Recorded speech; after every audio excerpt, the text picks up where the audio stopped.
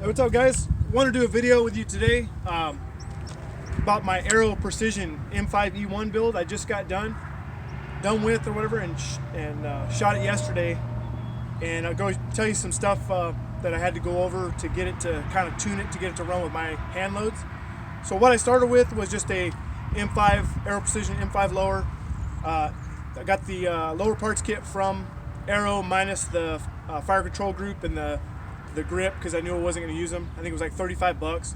The enhanced buffer tube, this has like where the little detent comes through. It's got the fingers are extended, I guess, to catch the bolt carrier group to keep it from tilting or whatever. I think it was like 70 bucks for the buffer tube from them.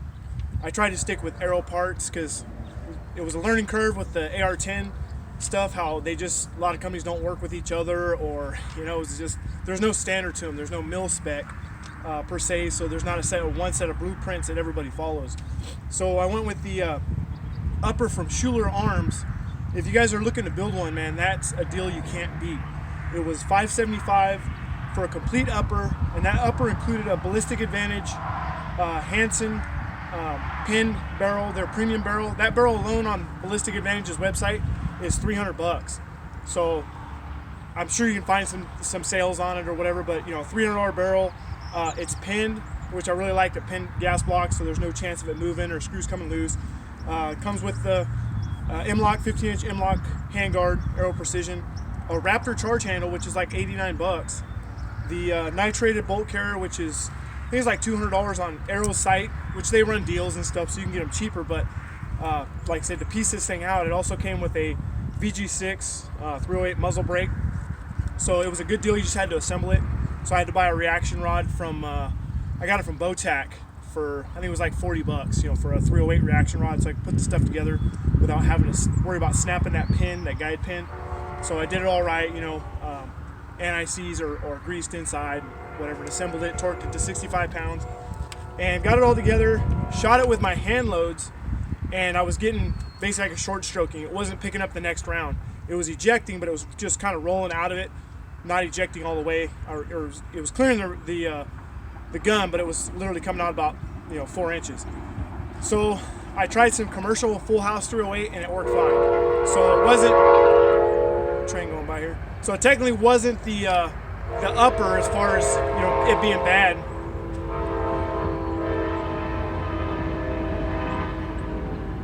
It was just gas for full house 308. My hand loads that I hand load is like off service data, 762 by 51 service rifle data for my M1A, so it's pretty light. I mean, it starts under what book minimum is for 308.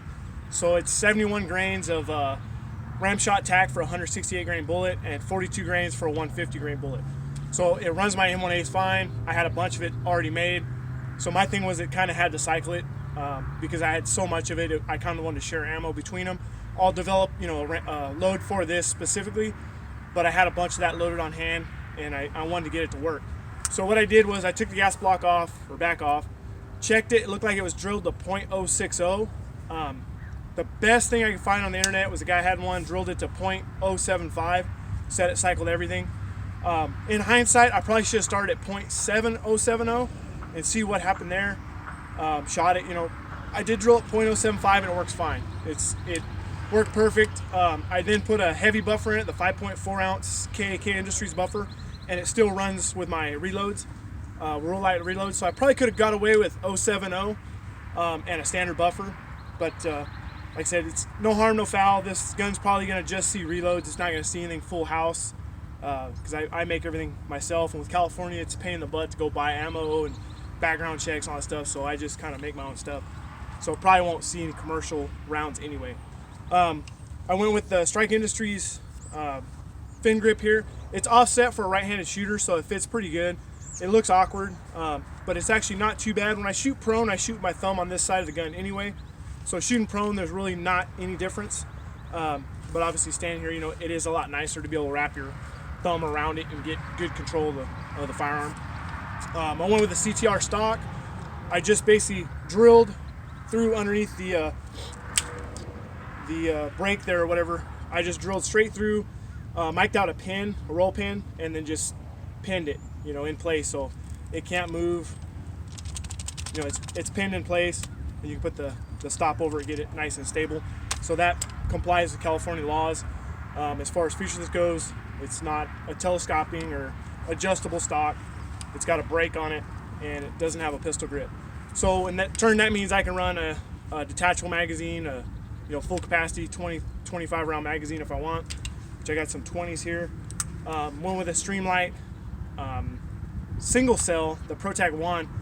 I might upgrade. It's just one I had sitting around. I'd probably like a 2 on here, just something a little brighter. Magpul mount for the M-LOK mount.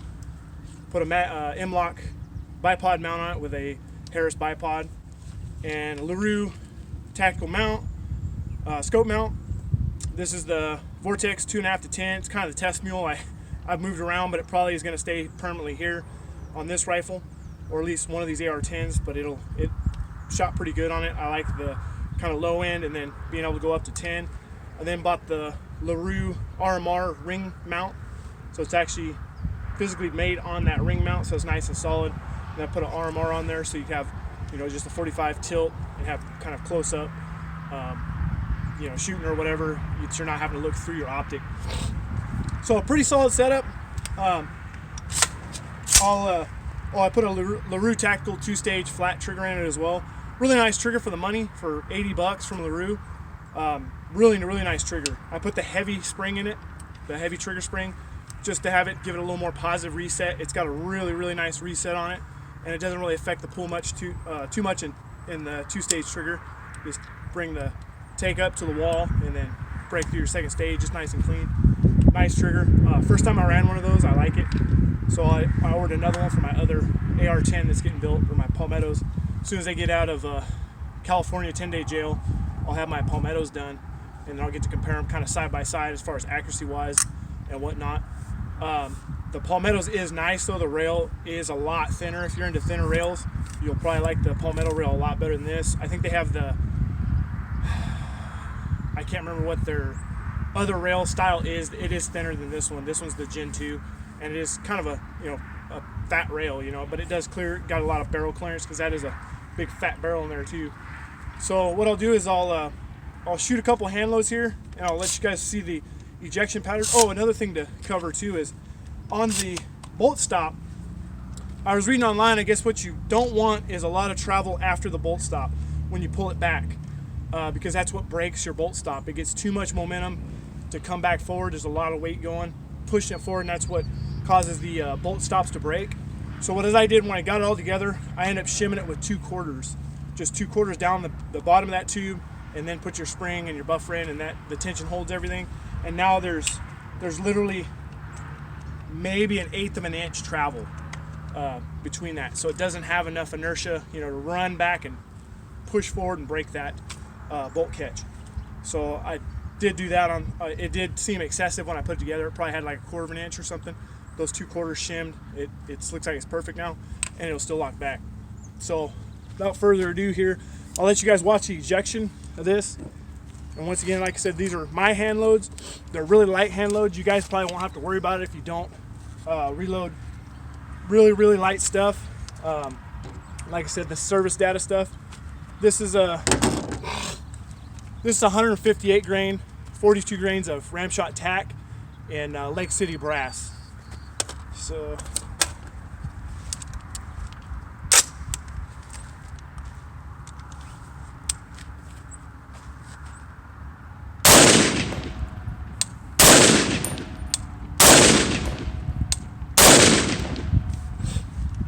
nice consistent ejection, lock to the rear. You know, everything worked as it should. Like I said, I probably could have got away with 070 on that gas port, but my hand loads are all it's gonna be ran through it. So this is 41 grains of Ramshot TAC with a 168 hornady boat tail match.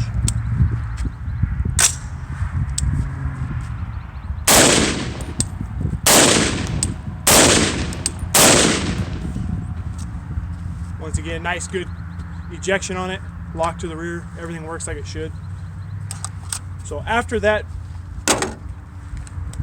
was drilled, it's been a really reliable gun. I mean, it hasn't jammed since or short stroked, done anything weird. It's worked 100% since then. So like I said, if you're gonna run full house 308, commercial 308, I wouldn't worry about it. This thing will probably run like a top for you and have no issues. If you are a hand loader, you might look into that, just getting a little bit of size on that gas port. I wouldn't go as big as I did. Hindsight, looking back, like I said, I wish I would have started at 070 and tried it. But just something to think about if you do have problems. What I want to do here too is show you guys Palmetto's upper on this, because at least here in California, and it might be like that other places, is it's a lot easier to get Aero lowers because your local shop can order them and get them in for you. Palmetto's, is pretty much specific. You got to order them from Palmetto's. Here in California, it's generally $50 to $75 receiving fee for the FFL to receive that item. So now your good deal of 99 bucks, turns into $175, which you could just buy the Aero at that point. With the upgrades, with the Raptor charge handle and the VG6, you're really splitting hairs as far as which one is cheaper at that point. So if you're at $450 from Palmetto's, and then you add an $89 charge handle and a $60, $70 muzzle brake that you put on that, then you're right there at the $575. You're actually probably saving money going that way. So it's definitely an economical build here in California where you're having to pay the receiving fees from Palmetto's to your FFL. So say you walked in, got this lower, and you went ahead and decided to get an upper from Palmetto's because they're both LR 308. It looks like the front will go in, but the rear is maybe a tenth of an inch, maybe an eighth of an inch from actually seating. I don't know if you can see that there, from seating into that lower. So could it be modified to fit? Maybe. You might be able to shave that peg down, but at that point, if you shave it and it don't work, then you're kind of getting it to where it's not going to work on a Palmetto's lower. So you might just end up having to junk it at that point if you can't. But if you see where it doesn't line up well, you can see how that looks. It's got a big, huge shelf on each side, so it's not a good mix. Could it work? Possibly. You might be able to. Will it work out of the box? No, not without modification. So that was something I couldn't get answered. It seemed like online no one had a specific no it will, yes it will. It was kind of like, well, they might, they should, they whatever. But from this particular setup, it won't.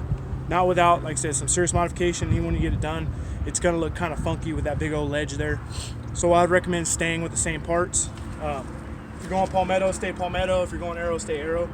Seems to be how the 308 world kind of works. I know there's some DPMS stuff that'll interchange, the LR 308 pattern stuff. But I just, after looking at it, makes your head spin. There's so much stuff out there that might work, will work, won't work. I just wanted to kind of stay with the brand. And you can't really go wrong that way. It's their stuff. It should work there. They're upper, they're lower, whatever. So Palmetto's, stay Palmetto's. Aero, fits Aero, does not fit Palmetto's, but may fit, DPMS, something like that. I don't have those here to try for you, but they could. But I would say buy that $575 upper, and it's a smoking deal if you're going Aero. If not, Palmetto's is a nice upper too, and it's way lighter. The barrel profile on this thing is like a government profile, and I don't know how much lighter this thing is. I don't have a scale, but I would venture to say, pound and a half, 2 pounds lighter than the Aero, just due to barrel contour. And this does have an adjustable gas block, from the factory, so that's kind of a neat option. So I'm kind of excited to shoot this thing for the money it costs. Hopefully it's going to run. Seems like gas is the big issue on AR-10s, and this has an adjustable gas block. So if everything else is within spec, it should run. So anyways, guys, that's what I wanted to show you. Like I said, there's a lot of misinformation out there, kind of information that isn't verified, all that kind of stuff. So it's hard. I'm used to building AR-15s, and it's just like you buy whatever you want, from whoever, and it's all going to work. It's just whatever barrel contour you want, or whatever profile. If you want this charge handle or that safety, all that stuff works. So this was kind of a different world, and it was kind of, like I said, overwhelming at first to start reading on all this stuff, what might and might not work. But there it is, guys. Aero M5E1 shoots good. I shot it yesterday for groups. out of a fresh barrel that's not seasoned yet, or you know, had broken in. I think there's a group down there that's just a little over an inch, 5-shot group. So with getting a load developed for it, and me learning to shoot a gas gun, because it is different shooting bolt guns. Once I work my bugs out and get some loads done, I'm sure this will be an inch or sub MOA gun. You know, maybe a 0.9 or something. If I can shoot a 1.0 with it, I'll be ecstatic. You know, if it's a consistent 1 MOA group gun. I just want to shoot some steel out, you know, 500, 600, 700 yards with it, and just kind of have fun with it. So, anyways, guys, thanks for watching, and I'll see you in the next video.